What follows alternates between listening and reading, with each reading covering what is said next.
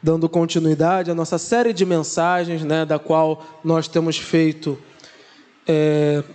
desde Mateus, agora chegamos em Lucas, já aí há mais de um ano, eu acho que já passou de um ano e meio, fazendo todo esse estudo e tem sido ricamente abençoado. Deus tem falado de formas maravilhosas e nós hoje vamos estar dando continuidade. Então, Lucas 21, nós vamos ler nesse primeiro momento até o versículo 4.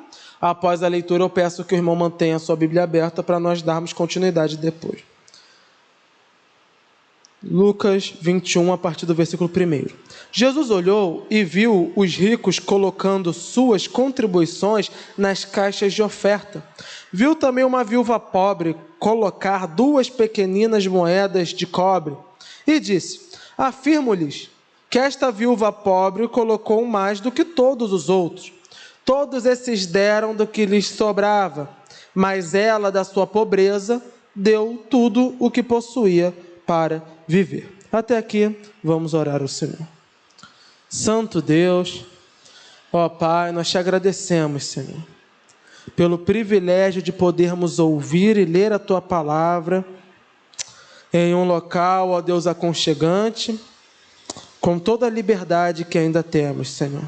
Sabemos que há irmãos nossos que não têm esse privilégio, precisam esconder-se em cavernas, só têm, ó Pai, trechos da Tua Palavra.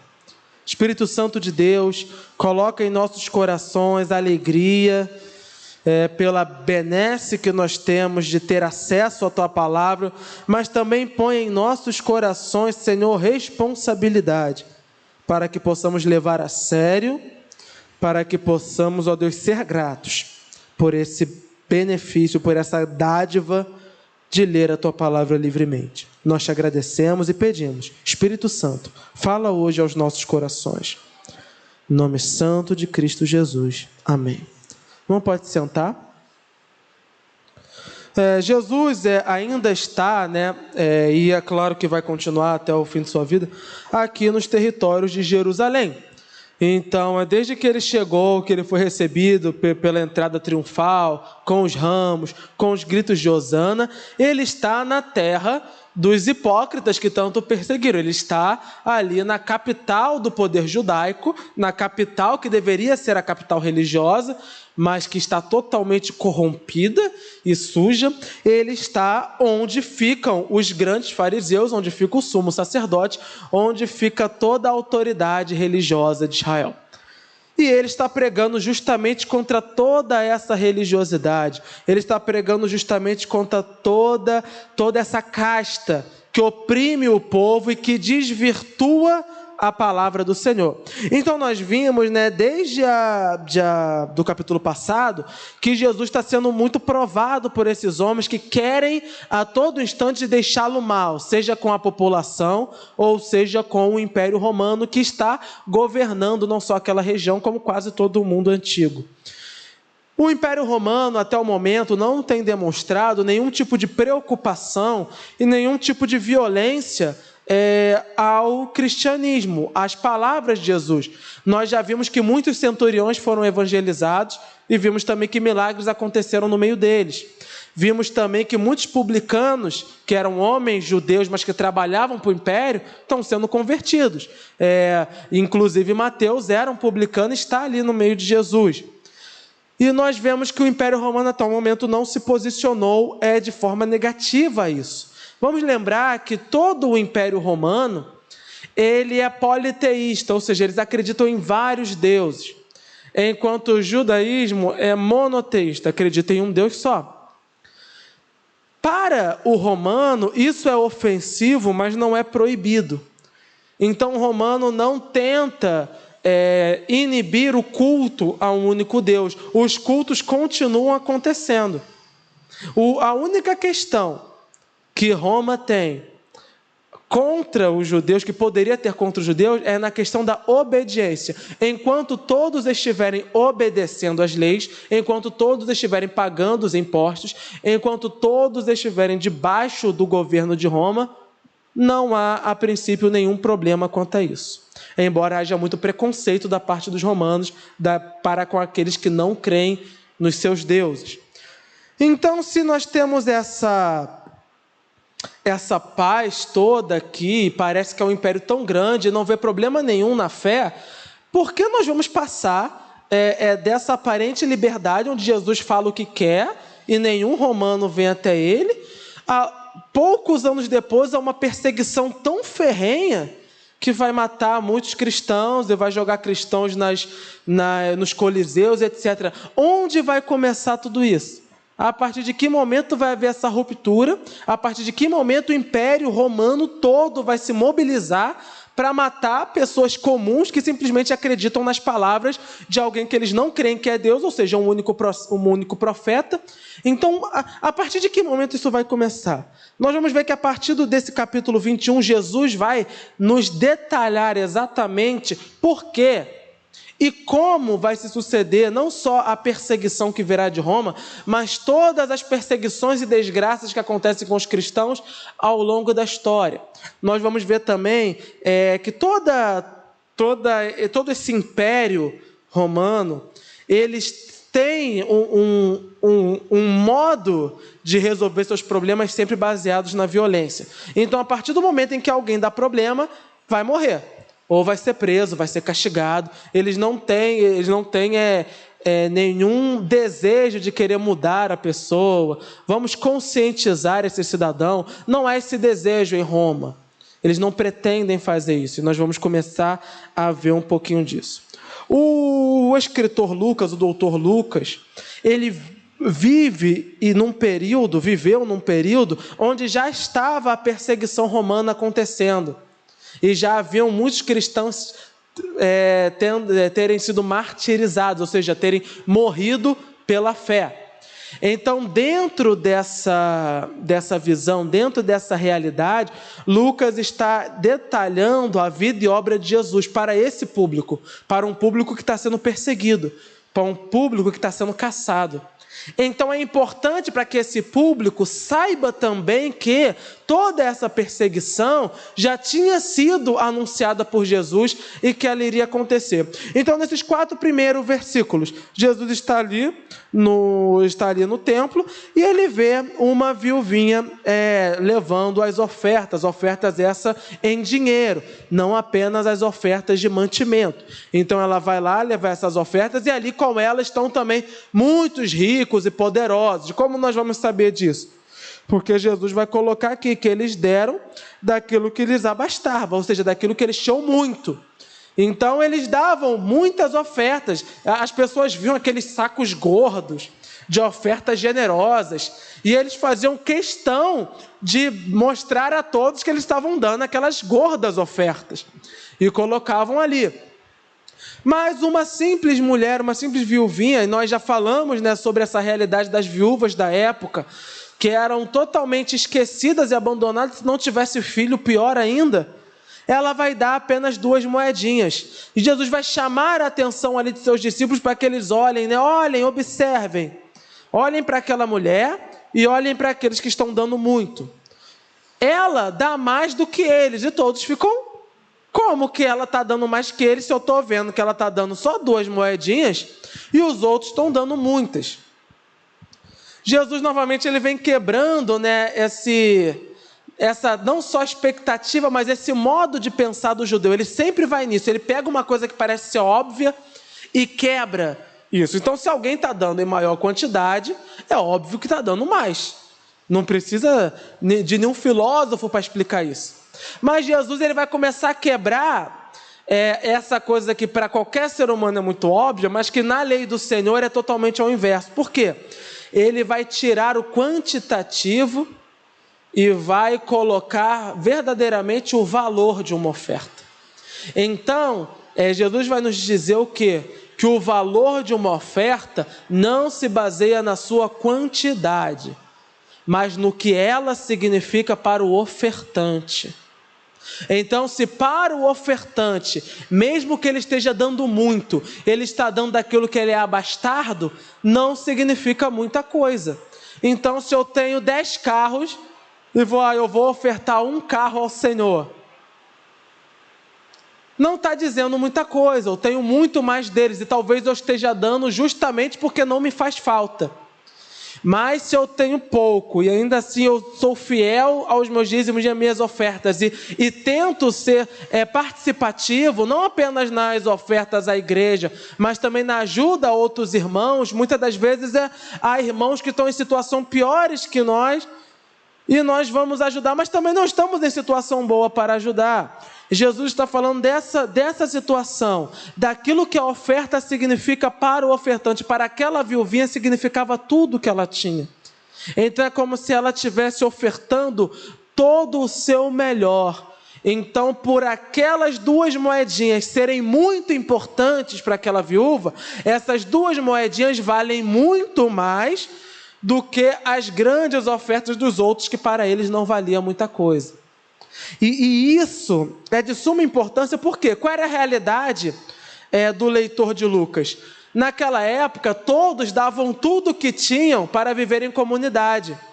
E nós vemos isso quando Atos vai começar a nos dizer. Então eles vendiam as terras, eles davam as ofertas, todas para os apóstolos faziam a partilha para que eles ali vivessem em unidade. Eles trabalhavam juntos, nós vamos ver depois que Paulo foi lá trabalhar com Priscila, Átila, justamente porque eles viviam assim em comunidade. Então o dinheiro de um era de todos, um ajudava o outro, e assim eles iam crescendo na fé, e iam crescendo ali nas igrejas. O leitor de Lucas, que lê isso aqui, que vive nessa realidade, ele começa a perceber que ele não pode fazer como fez Ananias e Safira, por exemplo, que venderam suas terras, mas guardaram para si um dinheiro e quiseram aparecer para os outros, falando: olha, nós vendemos tudo, nós estamos entregando tudo. E o apóstolo Pedro, pelo discernimento do Espírito Santo, ele vê: vocês não deram tudo, vocês venderam a um preço maior e guardaram dinheiro para vocês. Para que vocês foram mentir? E ali eles caíram mortos na hora. O problema não foi eles terem guardado um dinheiro para si. O problema foi que eles eram igual a esses daqui. Eles disseram que tinham dado tudo, porque eles queriam aparecer para os irmãos. Eles mentiram diante do altar. Eles começaram a dizer: olha, nós demos tudo o que nós tínhamos. Vejam como nós somos bons. Vejam como nós somos generosos. É esse mesmo pensamento que impera aqui. Então é muito importante que não apenas o cristão da época de Lucas, mas também todo o crente, porque hoje em dia, principalmente com a teologia da prosperidade, esse tipo de pensamento tem novamente ocupado os corações dos servos, que é o seguinte: Deus vai me avaliar exatamente pela quantidade daquilo que eu dou, e eu dou visando aparecer para a igreja, aparecer para o líder ver que eu dou muitas ofertas, vai que ele me dá um cargo na igreja, vai que ele me dá alguma coisa em especial, ou visando uma recompensa de Deus. Eu dou muito, mas é como se fosse um investimento, Deus vai me dar em troca mais. A palavra de Deus vai nos dizer que sim, Deus abençoa aquele que oferta de coração. Mas quem oferta de coração? A oferta de coração é aquele que é como essa viúva. Porque pelo que Jesus vai dizer, o que ela está dando daquilo que tem, e ela não está dando com um desejo de obter vantagem. Ela está dando como uma adoração, como se ela estivesse dizendo: Senhor, eu confio que Tu é o meu sustento, por isso eu te dou disso que é tão precioso para mim, mas eu te dou. E fica esse alerta a nós: será que temos dado de fato aquilo que nos é precioso a Deus, não apenas nas nossas ofertas em dinheiro, né, em bens materiais, mas também naquilo que ofertamos a Deus em serviço? Será que temos feito com excelência aquilo que temos nos prestado a fazer? Será que temos feito com excelência os nossos serviços na casa do Senhor? Será que temos feito com excelência tudo aquilo que chega a nós a fazer? Será que temos tratado nossos irmãos com excelência? Será que temos louvado a Deus com excelência? Será que estamos cultuando a Deus com excelência? O que essa viúva faz ela era totalmente desprezada ali por todos na sua situação. Ela era uma mulher viúva, era obviamente uma mulher pobre, porque ela tinha apenas 2 moedinhas para dar, mas Deus se agradou da oferta dela. Então, nós não precisamos e não devemos querer fazer coisas para Deus para que as pessoas vejam, Muitas das vezes é nas obras que fazemos a qual as pessoas desprezam, os serviços que nós fazemos na casa de Deus, as ofertas que nós damos, as ajudas que damos aos irmãos que ninguém fica sabendo, é desse tipo de oferta que Deus vai se agradar mais. E o Senhor Jesus já falou sobre isso. Aquilo que nós fazemos em secreto, Deus vai nos honrar depois. Então não devemos fazer nada para aparecer e não devemos fazer nada de qualquer maneira. Devemos dar o nosso melhor a Deus, ainda que o nosso melhor aos olhos dos homens seja pouco. O nosso Deus não enxerga assim. Ele enxerga o nosso coração. E Jesus vai dar continuidade, né?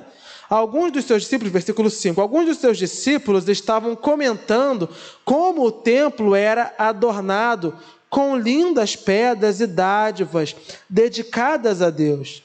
Mas Jesus disse: disso que vocês estão vendo, dias virão em que não ficará pedra sobre pedra, serão todas derrubadas.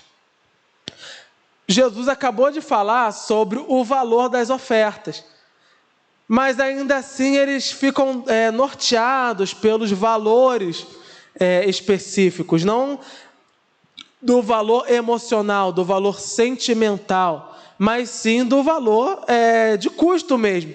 Então, quando Jesus está falando daquela viuvinha, de tudo que ela deu, eles estão olhando as pedras preciosas que há no templo, eles estão olhando o ouro, as pedras de ônix, de ofir, todas aquelas maravilhas que há ali, e eles estão olhando tudo aquilo que foi ofertado. Veja bem o termo que é utilizado. O templo era adornado pelas pedras e dádivas dedicadas a Deus. Ou seja, eles olharam a moedinha, mas estavam olhando, poxa, ela deu uma moedinha, ok, mas olha o que esses aqui deram no passado. Olha quanta coisa preciosa eles deram. As paredes estão aqui com as coisas que foram doadas. Então, para eles ainda é difícil entender isso aí. Eles demonstram uma certa dificuldade. Mas Jesus vai novamente quebrar isso, porque versículo 6 ele vai dizer: disso que vocês estão vendo, dias virão em que não ficará pedra sobre pedra, serão todas derrubadas. Ou seja, muito bonito, muito engenhoso, fantástico, vai cair tudo, não vai sobrar nada.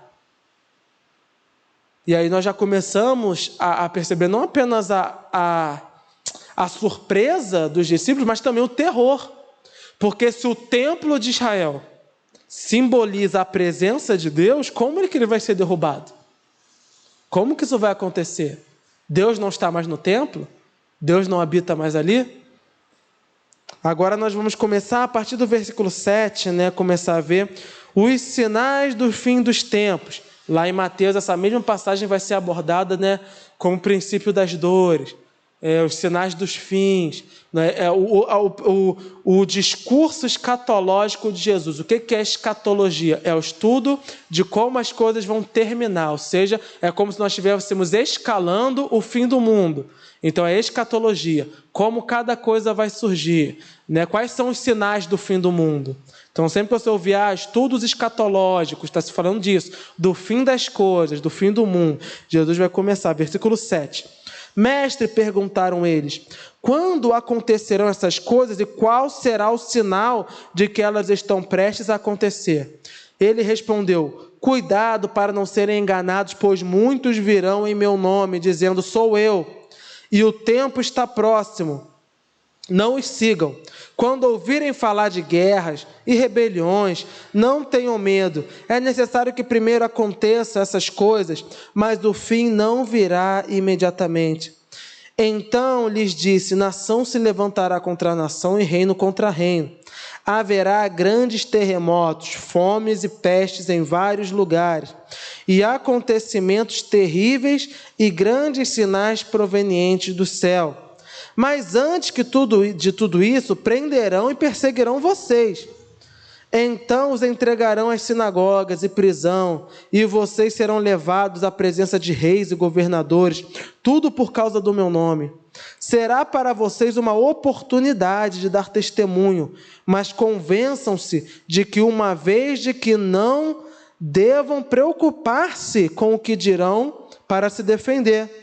Pois eu lhes darei palavras de sabedoria a que nenhum dos seus adversários será capaz de resistir ou de contradizer. Vocês serão traídos até por pais irmãos, parentes e amigos, e eles entregarão alguns de vocês à morte.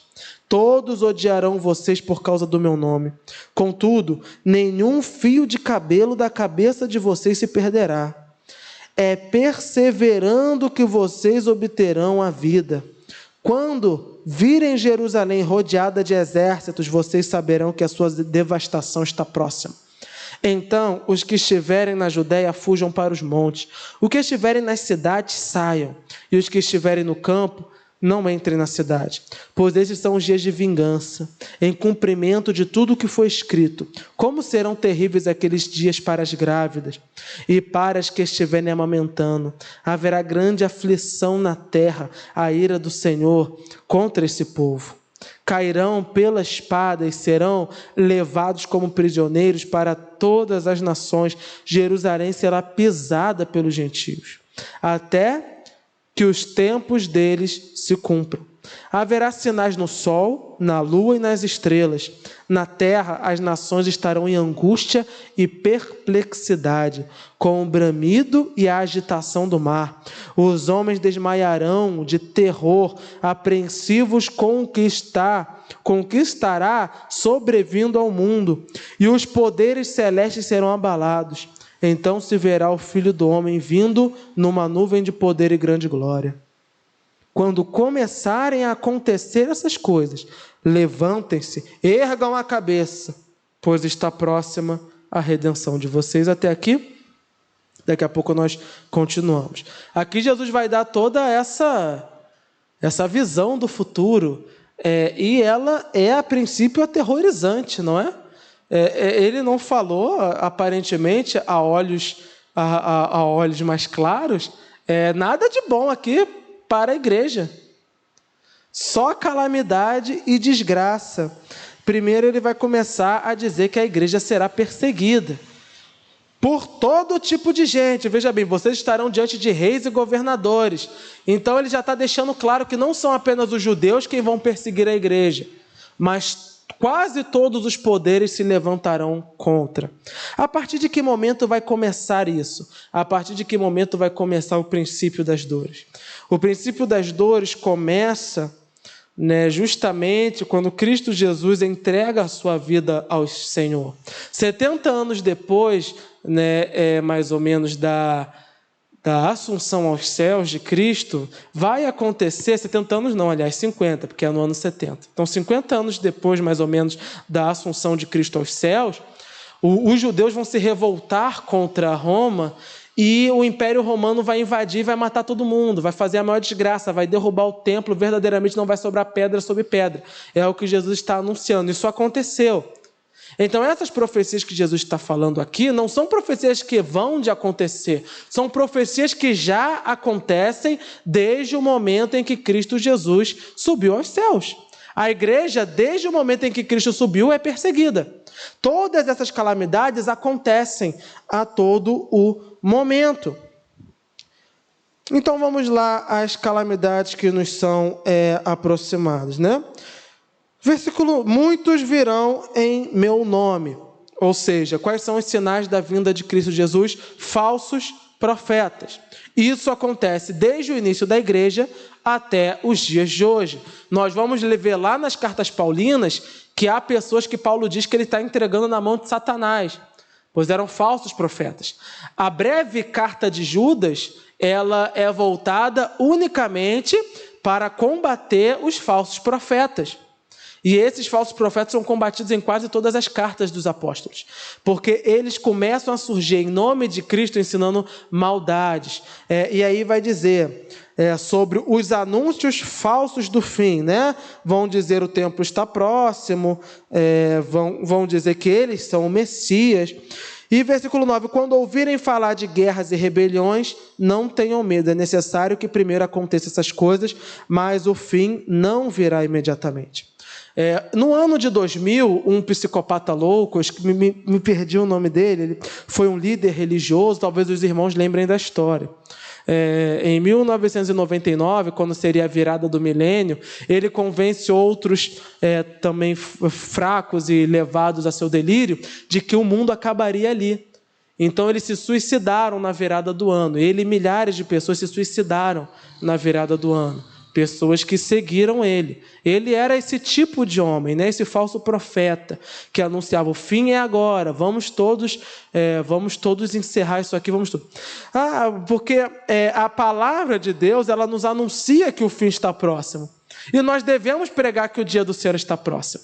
Mas o que eles fazem é nesse tipo de jeito, é distorcido, é malicioso, é visando ou uma maldade inspirada pelo cão do inferno, ou o seu próprio pecado, sua própria maldade, querendo tirar proveito dos crentes. Então eles usam um discurso que é válido, mas que é mentiroso. E agora nós vamos ver, né, os sinais. Guerras e rumores de guerras. O Império Romano, ele era violento, ele era bruto, mas ninguém podia negar. Ele trazia paz. Tudo ficava em paz no Império Romano, porque os reinos dominados pelo Império Romano não mais entravam em guerra, porque eles estavam ali no controle de tudo. Então havia uma paz, os reinos não guerreavam entre si. O que podia acontecer eram rebeldes que se levantavam uma vez ou outra, mas logo eram exterminados. Então Jesus vai começar a dizer, vai começar a surgir rumores de guerra, e de fato acontece, porque a partir do governo do imperador Nero, que é de fato o imperador que vai iniciar a perseguição à igreja. Por quê? Porque Nero é como esse aqui, ele é um falso Cristo. Inclusive, os crentes do passado acreditavam que ele era a manifestação do anticristo. Porque Nero, diferente dos outros imperadores, embora os outros imperadores já se achavam deuses, Nero obriga todas as suas províncias a adorá-lo e a cultuá-lo como Deus. Era um homem louco, completamente endemoniado, e ele queria ser adorado como Deus. E ele queria destruir Roma, isso é histórico, para fazer uma própria cidade em sua glória. Então o que ele faz? Qual é o plano dele? Ele taca fogo em Roma e começa ali a se festejar e a beber enquanto Roma está pegando fogo. Mas o imperador romano, ele não era igual à monarquia que a gente conhecia, que o rei morria, assumia o filho. Não, os imperadores, eles eram nomeados pelo Senado. Então, se ele falasse que ele que mandou tacar fogo em Roma, ele ia ser deposto, ia ser assassinado e iam botar outro no lugar. Quem ganha a culpa? Os crentes.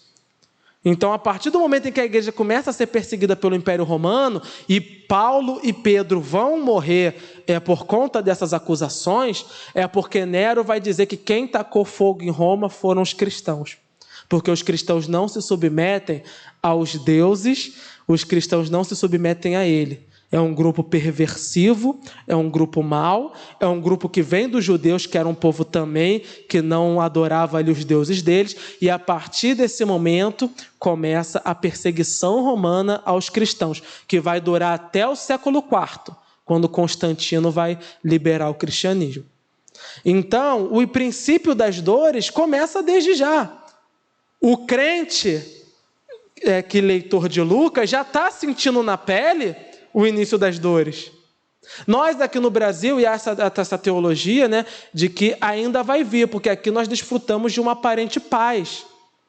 Mas os crentes ao redor do mundo continuam sendo assassinados e continuam sofrendo. E se enganam os brasileiros que pensam que não sofrem esses princípios de dores. Vejam bem, reino se levantará contra reino. Ou seja, não haverá guerra apenas de nação contra nação, mas de reino contra reino. São pequenos reinos que vão se levantando dentro do mesmo território, buscando guerra. O que são as facções que nós temos aqui? As guerras que nós temos, as balas perdidas, a morte, a chacina, a crueldade que nós vemos de todos os lados.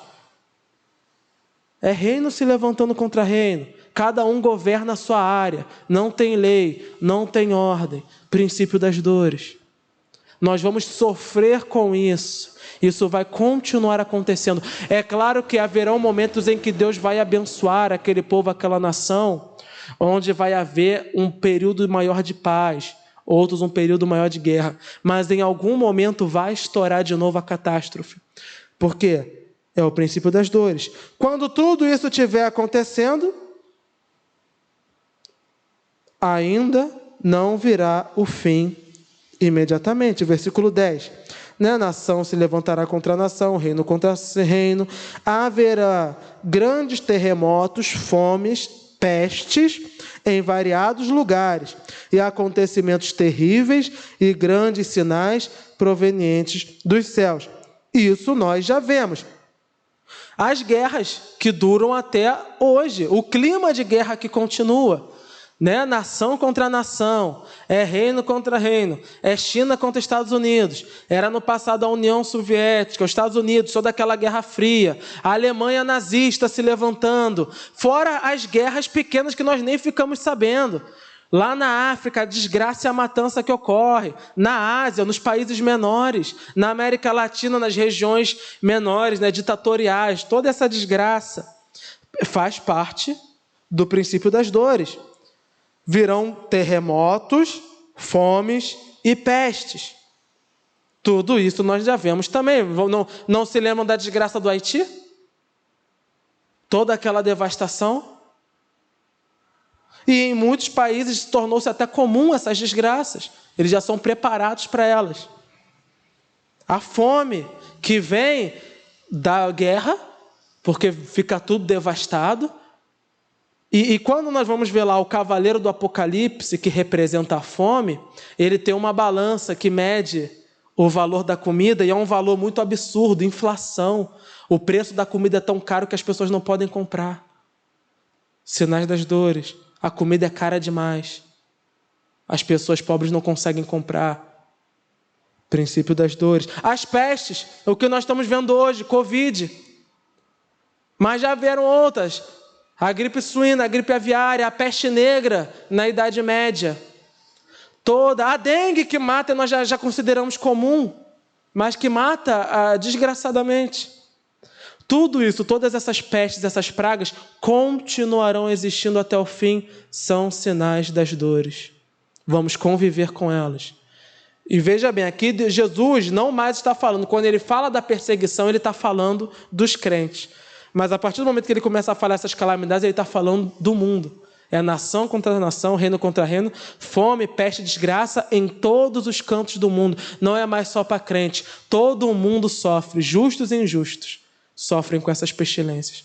Então o crente pode morrer de Covid? Pode. Pode morrer de dengue? Pode. Pode morrer num terremoto aí? Pode. Pode morrer num tsunami, num furacão? Pode. Pode morrer no meio de uma guerra? Pode. Nós estamos sujeitos a essas dores. Estamos sujeitos a tudo isso. E os grandes sinais provenientes do céu, que são, né, já a catástrofe mesmo. Alguns acreditam até que são, né, a quedas de meteoritos ou as mudanças climáticas. Há bons servos de Deus que acreditam que Jesus está falando aqui das mudanças climáticas. E se for isso de fato que Jesus está falando, também acontece. Porque inverno não é mais inverno. Hoje é inverno. Ontem não era inverno, ontem era verão. Ontem era verão, hoje é inverno. E amanhã? Amanhã talvez seja um outono. Os sinais climáticos, está tudo em crise. Tudo vai mudando. Nada mais é como era antes. Sinais das dores. Versículo 12. Mas antes de tudo isso, prenderão e perseguirão vocês. Então os entregarão em sinagogas e prisões. E isso aqui acontece. Pedro e João são presos na sinagoga. Os líderes religiosos, eles tentam acusá-los e Deus dá uma sabedoria a Pedro tão grande que Pedro faz um discurso, ele chama aqueles homens de homicidas, eles ficam ali rangendo os dentes, mas não tem acusação para matá-los, porque o Espírito Santo deu a eles sabedoria. Quando eles falam, não mata não, dá uma coça, deram uma coça, isso está em Atos 4 e 5. Quando eles saem com as costas ensanguentadas, eles começam a glorificar a Deus porque eram dignos de serem julgados pelo Senhor. Por quê? Eles ouviram isso aqui. Jesus falou sobre isso. E nós fomos dignos de sofrer por Cristo. A palavra do Senhor está se cumprindo. Glórias sejam dadas a Deus. Então, isso aqui aconteceu. Ou seja, nada disso acontecerá até que vocês sejam presos nas sinagogas. Eles foram presos nas sinagogas, essas coisas começaram a acontecer. Então, vamos ver que tudo o que Jesus fala não apenas vai se cumprir, como também está se cumprindo. Então, a palavra do Senhor, ela permanece para sempre. A palavra do Senhor está sempre certa. E a nossa vida prática, nós vamos começar a ver. Versículo 13. Será para vocês uma oportunidade de dar testemunho. Né? E aí a gente, para aqueles... Aí está falando, né? Quando eles resistem às perseguições, né? Que eles não deveriam se preocupar com o que haveriam de dizer. Perdão, e tudo mais. Versículo 15. Pois eu lhes darei palavras de sabedoria e nenhum dos seus adversários será capaz de resistir ou contradizer. Vocês serão traídos até por pais, irmãos, parentes e amigos, e eles entregarão alguns de vocês à morte. Todos odiarão vocês por causa do meu nome. E isso também acontece. A filha de um pai muçulmano que se diga cristã, ela talvez será vendida ou será posta para fora ou até morta. O filho também. São pais matando filhos, filhos matando pais. Por quê? Por causa do cristianismo. Serão todos traídos, serão todos vendidos. Vamos imaginar a realidade do crente da época de Lucas. Hoje, se um crente não diz que ele é crente, é porque ele tem uma vergonha de talvez um deboche, de talvez uma perseguição ali leve no trabalho. Mas naquela época era morte, era coliseu, era queimado vivo. Nero mandava amarrar os crentes em tochas, jogava óleo e tacava fogo para iluminar a cidade. Era o poste que nós estamos vendo hoje, os postes de luz, começou com os crentes queimados ali. Em Roma eram os crentes queimados, era o que iluminava a cidade. Então, quando o leitor de Lucas lê isso aqui, ele fala, Jesus já tinha avisado que isso aqui ia acontecer. Tempos terríveis, como pregou muito bem o diácono Anderson no domingo, tempos terríveis. Todos odiarão vocês por causa do meu nome. É isso que precisamos entender.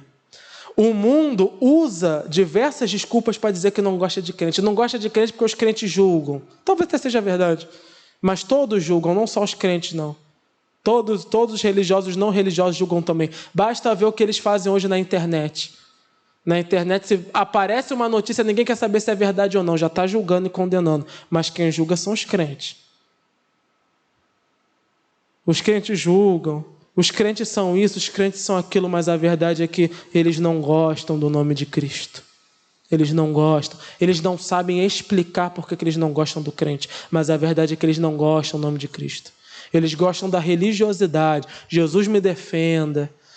Eu gosto tanto de Jesus. Gosto, mas não gosta da palavra. Jesus já falou, aquele que me ama obedece às minhas palavras. Eles não gostam da palavra de Deus. Então, quando nós vamos falar sobre casamento, quando nós vamos falar sobre homossexualidade, quando nós vamos falar sobre aborto, isso dá ódio neles, dá ódio. Ódio terrível, que eles odeiam esse nome.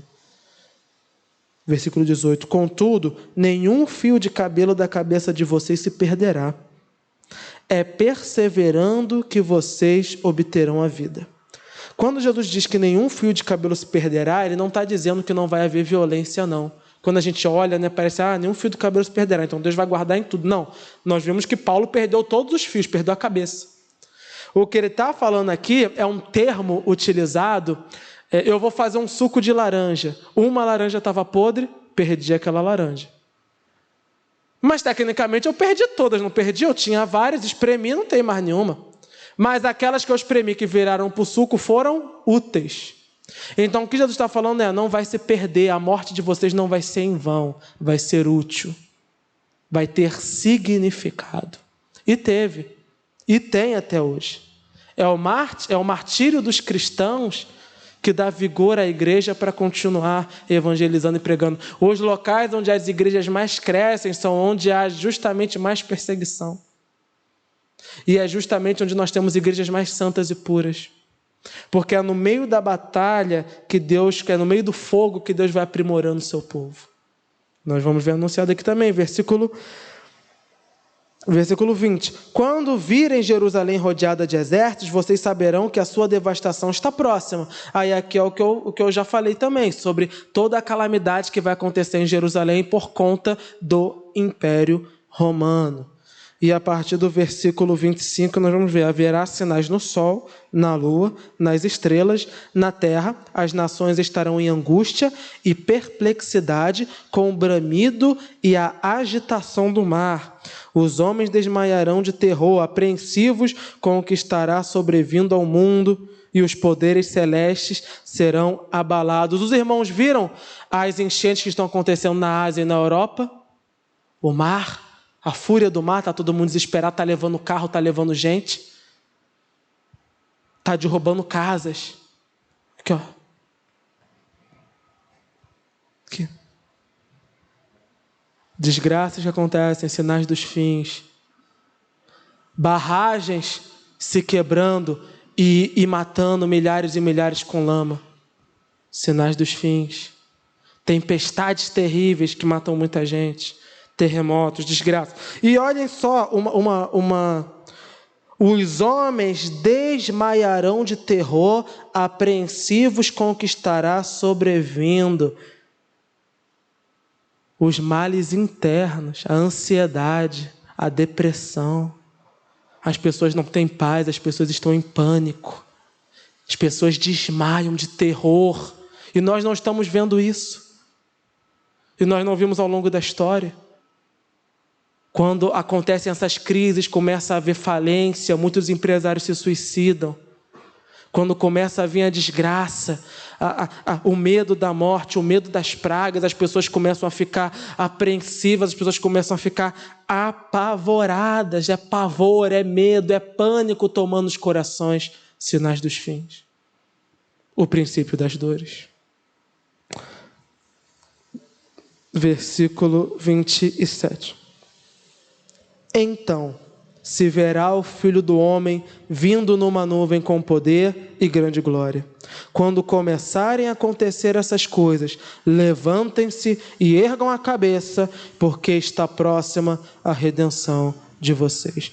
Tudo isso aqui que Deus está falando é para a nossa desgraça?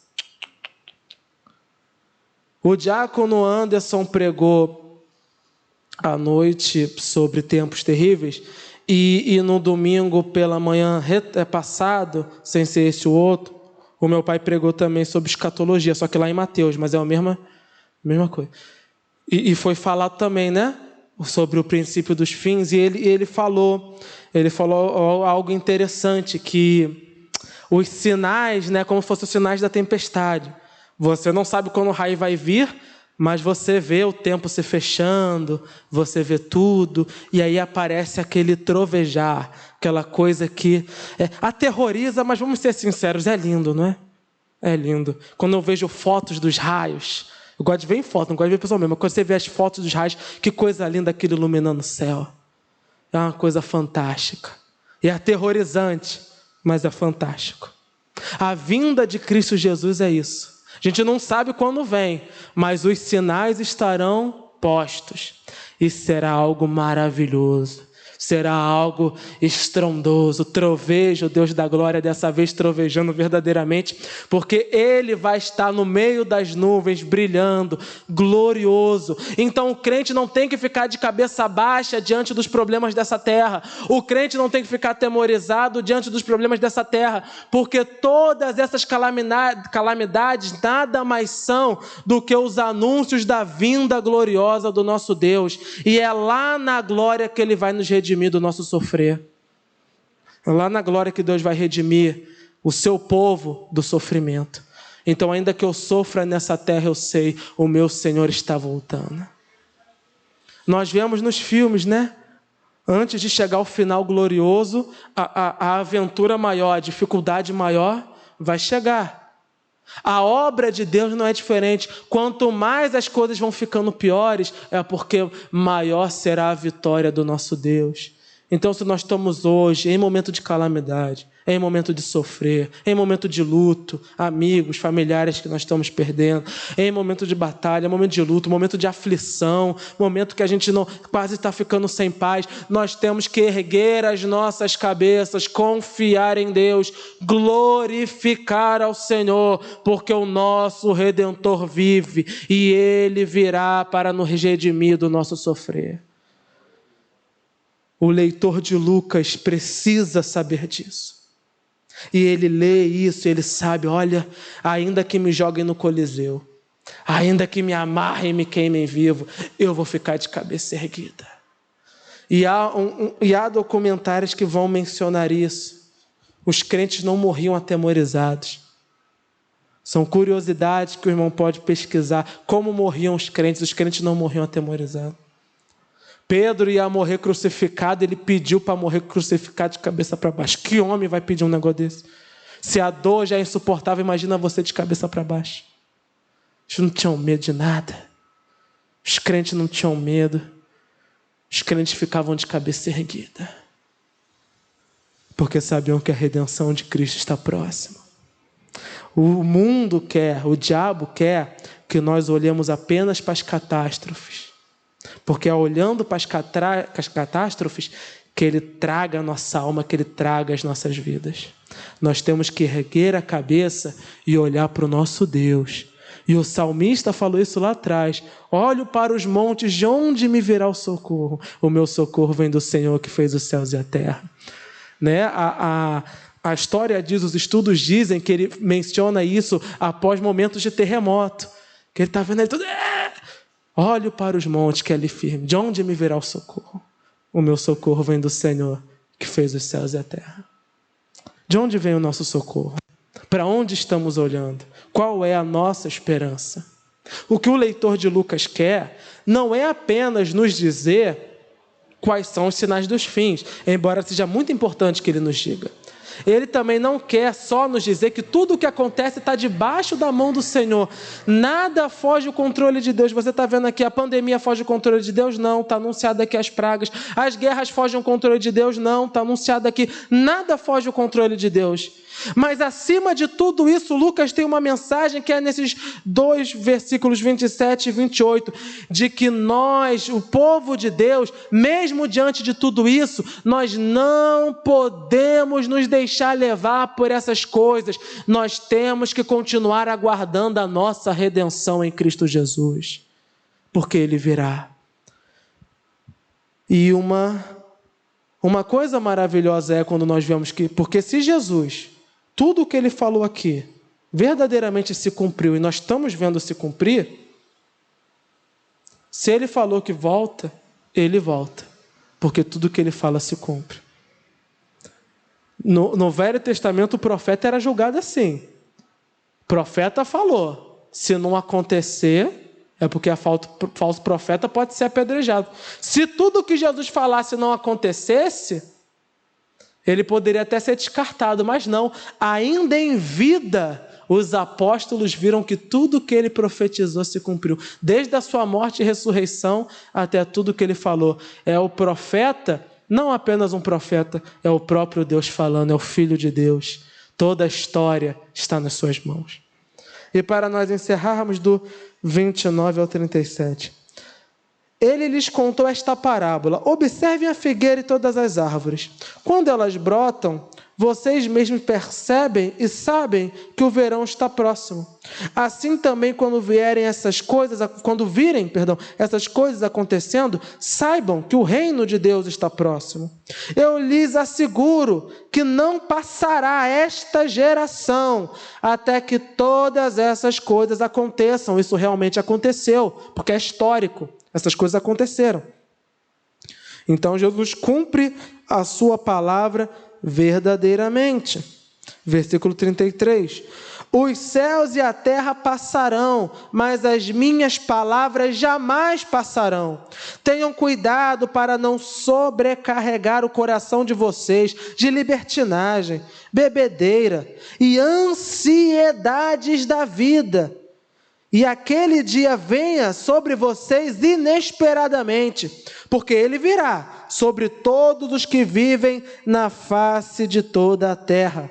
Estejam sempre atentos e orem, para que vocês possam escapar de tudo o que está para acontecer e estar em pé diante do Filho do Homem. Jesus passava o dia ensinando no templo e ao amanhecer saía para passar a noite no monte chamado das Oliveiras. Todo o povo ia de manhã cedo para ouvi-lo. As palavras do Senhor, mesmo que terríveis, são tão maravilhosas que todo dia estava o povo lá de manhã para ouvir o Senhor. A palavra de Deus, ela não tem que ser amenizada, ela tem que ser pregada do jeito que ela é. E aquele que quer ouvir vai estar lá para ouvir. Aquele que não quer ouvir é porque é desses aqui, ó. Quer saber de libertinagem, quer saber de bebedeira, ou está muito preocupado com as ansiedades da vida. E é o que nós vemos. Por que é que muitos não se convertem? Querem continuar no seu modo de vida, que é contra a palavra de Deus, ou dizem converter-se, mas vivem nas bebedeiras, vivem na farra, ou aqui a ansiedade da vida. Não, eu tenho muita coisa para resolver da minha própria vida.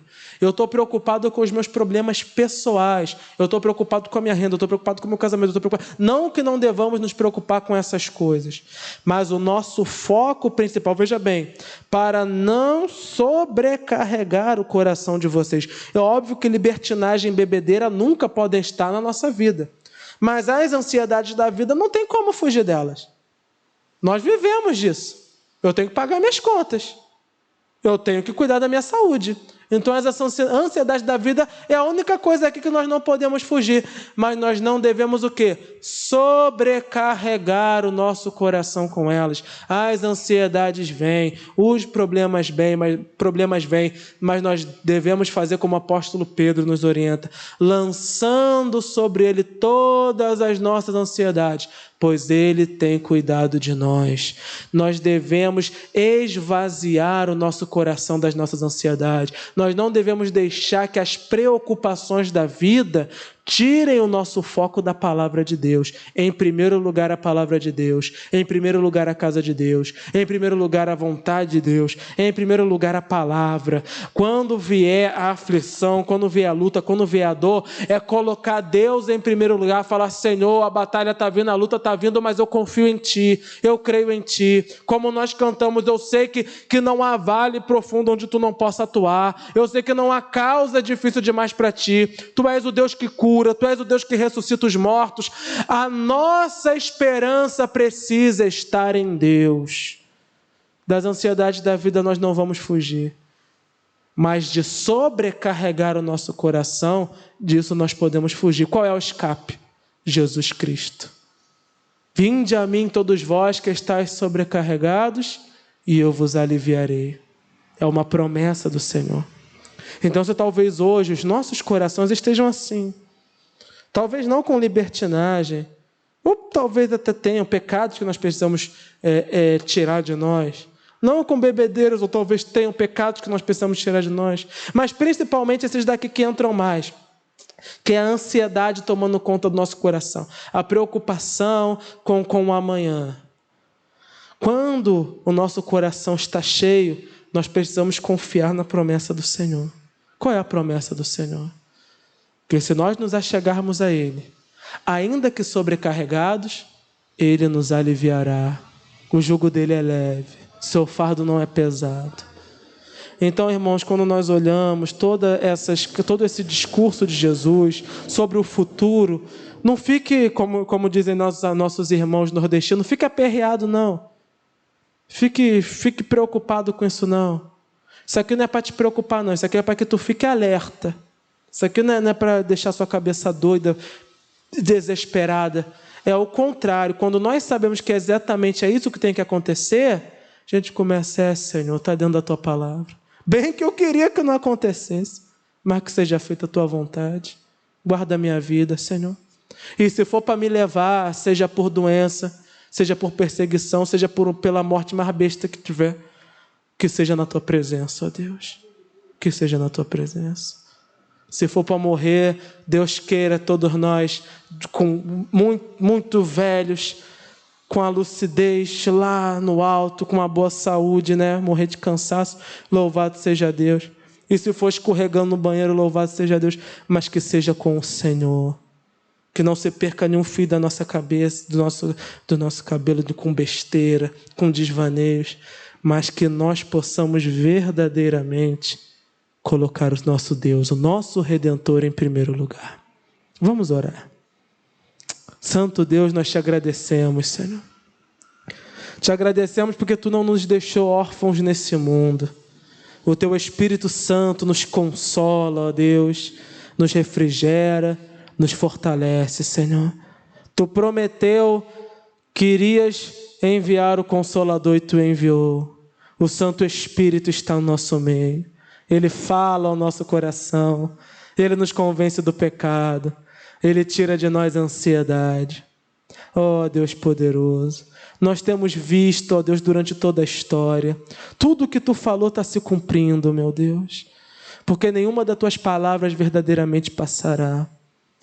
Ó Deus poderoso, que possamos continuar confiando em Ti, ó Deus, firmes na Tua presença, Senhor, para que não importem as circunstâncias, ó Pai, nós continuemos fiéis à Tua palavra, alegres na Tua presença, de cabeça erguida, ó Deus, sem vergonha de levar o Teu nome, Senhor, mas dizendo aos quatro cantos dessa terra que somos Teus filhos, pregando o Teu Evangelho com ousadia e intrepidez, sabendo que é o Teu Espírito Santo que coloca nos nossos lábios as palavras, Senhor. Ó Deus Santo, tem que se cumprir a Tua palavra, tem que se cumprir todas as coisas. Os países vão guerrear, Senhor. Os homens não vão se entender. As famílias, Senhor, estarão em caos. O amor se esfriará, meu Deus. Mas tem misericórdia de nós, Senhor. Guarda a nossa vida, guarda o nosso coração. Fortalece-nos, ó Pai, a enfrentar esses tempos terríveis. E usa-nos, ó Deus, como vasos, ó Pai, instrumentos, para que mesmo diante de tamanha calamidade, continuemos pregando o Teu Evangelho e almas se convertam a Ti, Senhor. Ó Santo Deus, nós Te somos gratos, ó Pai, porque se diante de tudo isso ainda estamos aqui na Tua presença, é porque o Teu Espírito Santo tem nos guardado. Obrigado, meu Deus, obrigado. Dá-nos da Tua paz, Senhor, que possamos ir para casa em paz, dormir em paz, acordar em paz, pois independente das circunstâncias, Tu continua, Deus. Nossa vida está nas Tuas mãos, Senhor. Nós Te agradecemos hoje e eternamente. Vamos nos colocar de pé. Vamos nos despedir um dos outros, irmãos, mas sabendo que a presença do Senhor estará conosco durante toda essa semana.